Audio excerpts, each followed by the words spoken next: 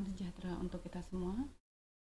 Kali ini, saya, Dr. Hewan Ana Mariana, dari Balai Karantina Pertanian Kelas 1 Mataram, akan menyampaikan presentasi terkait pemaparan dalam teks uji kompetensi kenaikan jenjang madya di Kementerian Pertanian.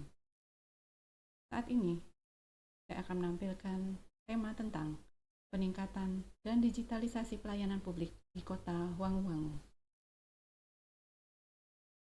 Di dalam teks yang disampaikan, dapat kita lihat masalah yang ada di Kota Wangu-Wangu.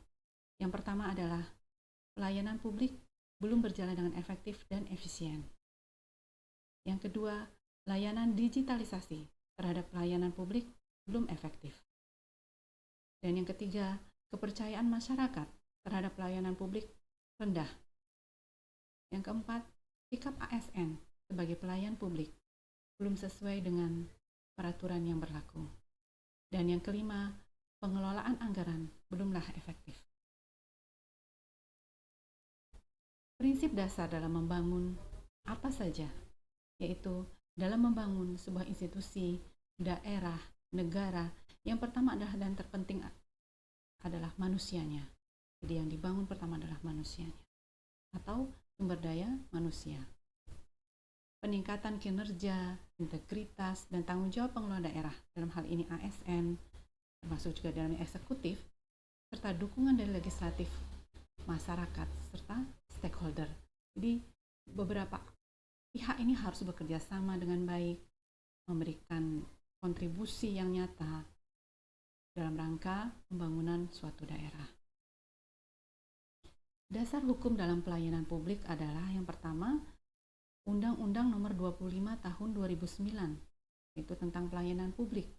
Yang kedua, Peraturan Pemerintah Nomor 96 Tahun 2012 tentang pelayanan publik. Terkait masalah yang terjadi di Kota Wangu-Wangu, kita dapat melihat beberapa hal dan kami merekomendasikan untuk peningkatan kompetensi ASN, yaitu sumber daya manusianya. Itu yang pertama, pelaksanaan internalisasi terhadap peraturan tentang tugas dan tanggung jawab ASN berdasarkan Pancasila dan Undang-Undang Dasar 1945. Yang kedua adalah penerapan reward dan punishment terhadap kinerja ASN. Yang mana hal ini penting, ya kami rasa penting untuk diterapkan sebagai bentuk apresiasi terhadap kinerja dari ASN. Yang ketiga, menunjuk satu atau dua instansi ya, yang dipilih ya sebagai pilot project dalam penerapan pelayanan publik dan digitalisasi pelayanan.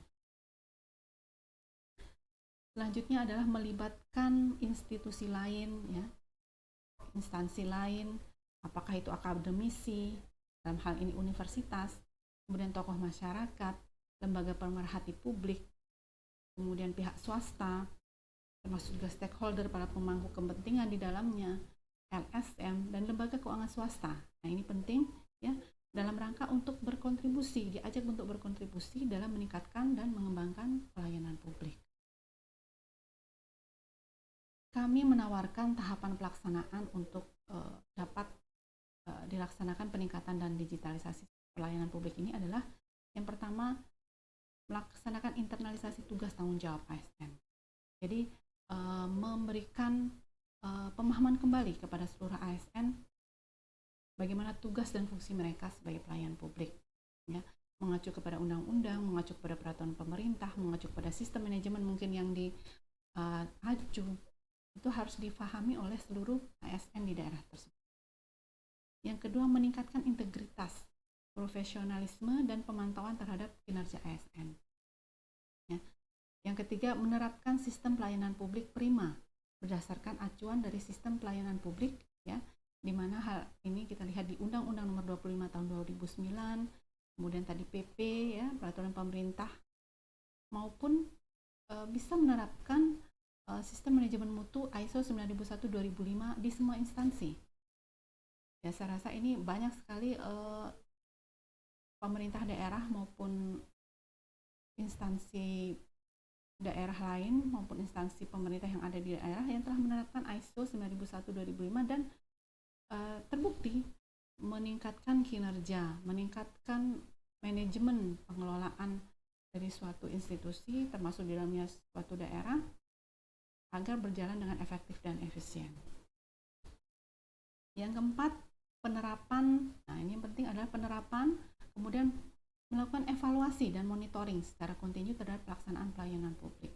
Di mana apabila pelayanan publik itu telah diterapkan, maka harus juga dilakukan evaluasi terhadap pelaksanaannya, kemudian monitoring secara kontinu apakah pelaksanaannya berjalan sesuai dengan rencana, berjalan secara efektif efisien, apakah tidak ada pelanggaran atau penyimpangan yang terjadi di dalam pelaksanaannya. Yang kelima adalah kontrol anggaran secara ketat, melibatkan pengawas keuangan daerah ataupun swasta. Nah, ini tentu saja pemerintah daerah harus terbuka dan transparan terhadap laporan keuangan, pelaporan anggaran yang digunakan. Kemudian yang keenam, digitalisasi pelayanan dengan menerapkan pelayanan satu pintu atau atap, kemudian menerapkan seperti e-pelayanan, e-service di berbagai macam bidang yang langsung menyangkut hajat hidup orang banyak, kemudian pelayanan langsung kepada masyarakat.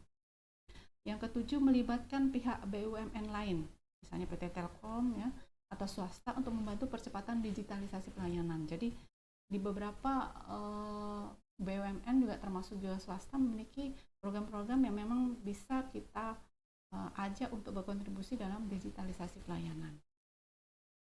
Yang kedelapan, melibatkan masyarakat, akademisi, universitas, ya, swasta, LSM dalam pengawasan, ya, pengawasan pelayanan publik yang sudah kita laksanakan tadi, ya, seandainya memang sudah kita laksanakan, dan bisa kita minta untuk memberikan ide-ide serta inovasi yang tentu saja membantu dalam peningkatan pelayanan publik dan digitalisasi pelayanan. Nah, tentu saja yang terakhir tadi, kita harus tetap dan selalu menerapkan evaluasi, monitoring dan pengawasan secara berkelanjutan dalam penerapan pelayanan publik. Mungkin itu yang bisa saya sampaikan. Terima kasih. Assalamualaikum warahmatullahi wabarakatuh.